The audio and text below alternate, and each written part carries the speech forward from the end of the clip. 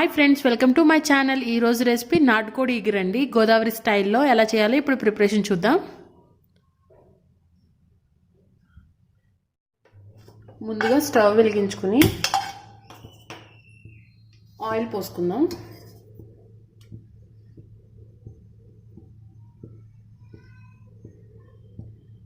Four to 5 spoons పడుతుంది oil.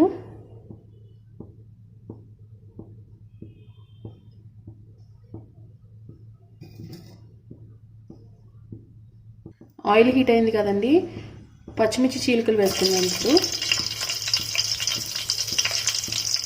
4 పచ్చిమిర్చి చీలికలు వేసుకుంటున్నాను. 2 పెద్ద ఉల్లిపాయలు. ఇగురు కదండి, ఉల్లిపాయలు ఎక్కువ పడతాయి.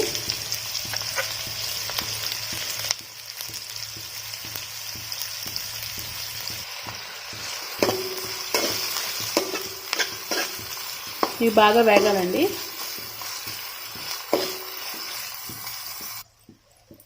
ఉల్లిపాయలు వేగుతున్నప్పుడు అవి తొందరగా వేగడానికి కొంచెం ఉప్పు వేద్దామండి.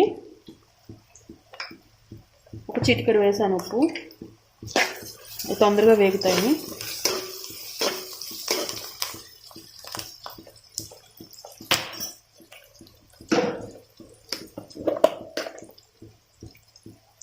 హాఫ్ స్పూన్ పసుపు వేద్దాం.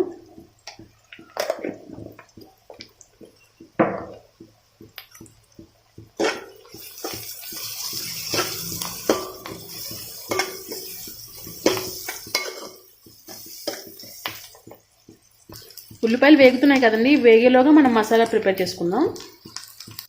మిక్సీ జార్లో ధనియాలు 2 స్పూన్లు వేసుకుందాం.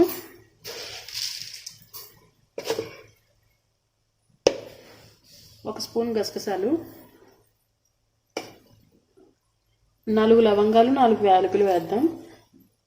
ఇవి మిక్సీ చేసుకుందాం ఒకసారి. అన్నీ కలిపి పేస్ట్ చేసుకున్నాం కదండి, ఇప్పుడు దీంట్లో 1 స్పూన్ అల్లం వెల్లుల్లి పేస్ట్ వేసుకుందాం. ఇప్పుడు దీంట్లో వాటర్ పోసుకుని కొంచెం మిక్సీ చేసుకుందాం దీన్ని. అల్లం వెల్లుల్లి కూడా వేసుకోవచ్చండి, నా దగ్గర పేస్ట్ ఉందని పేస్ట్ వాడాను. ఇలా వాటర్ పోసుకొని మిక్స్ చేసుకుని మెత్తని పేస్ట్లో చేసుకుని పక్కన పెట్టుకోవాలండి. ఉల్లిపాయలు కూడా వేగినాయి కదండి, ఇప్పుడు చికెన్ వేసుకుందాం దీంట్లో. నాటుకోడి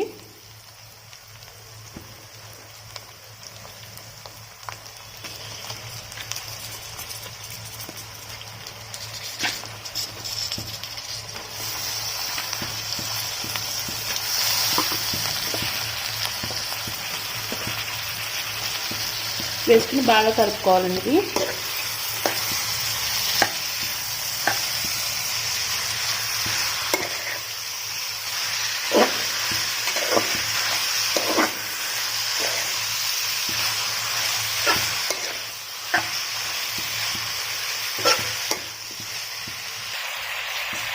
చికెన్ మగ్గుతుంది కదండి, ఇప్పుడు దీంట్లో తగినంత ఉప్పు వేసుకుని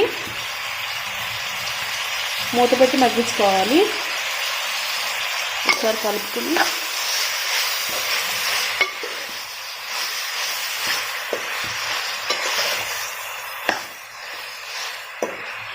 మూత పెట్టేసి మగ్గిద్దాం. ఇప్పుడు ఒకసారి మూత తీసి చూద్దాం.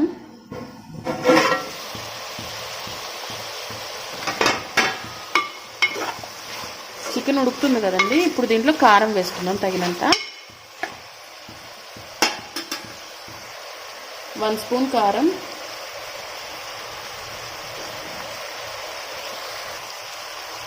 కారం ఇష్టమండి, మీరు తినేదాన్ని బట్టి మీరు అడ్జస్ట్ చేసుకోవచ్చు. కారాన్ని తక్కువ ఎక్కువ 1 స్పూన్ వేసాను నేను కారం.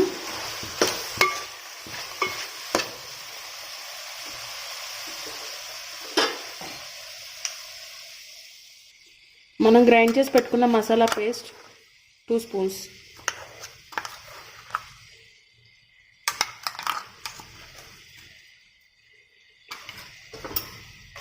వేసుకుని బాగా కలుపుకోవాలండి.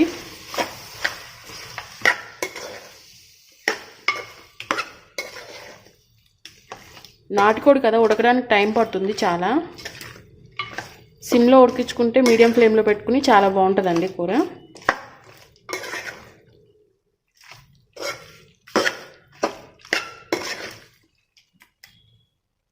మసాలాలన్నీ వేసాం కదండి. ఇప్పుడు దీంట్లో తగినన్ని వాటర్ పోసుకుని మీడియం ఫ్లేమ్లో పెట్టుకుని ఉడికించుకుందాం. వాటర్ అన్నీ ఇంకే వరకు.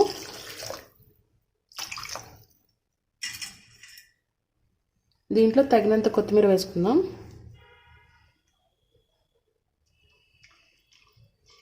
బాగా కలుపుకొని మూత పెట్టేసుకొని ఉడికించుకుందాం.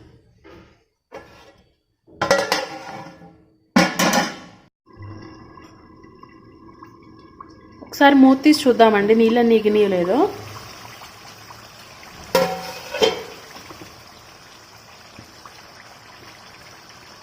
మొత్తం ఎగిరిపోయినాయండి. ఆల్మోస్ట్ అయిపోయింది కర్రీ.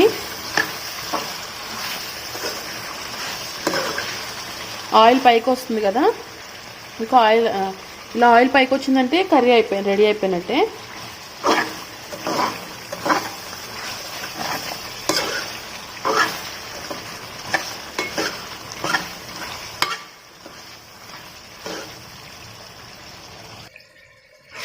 ఇగురు కదండి, బాగా దగ్గరికి వచ్చేదాకా చూసుకోవాలి. ఇప్పుడు స్టవ్ ఆఫ్ చేసేసుకుందాం. డిష్ అవుట్ చేసుకుందాం.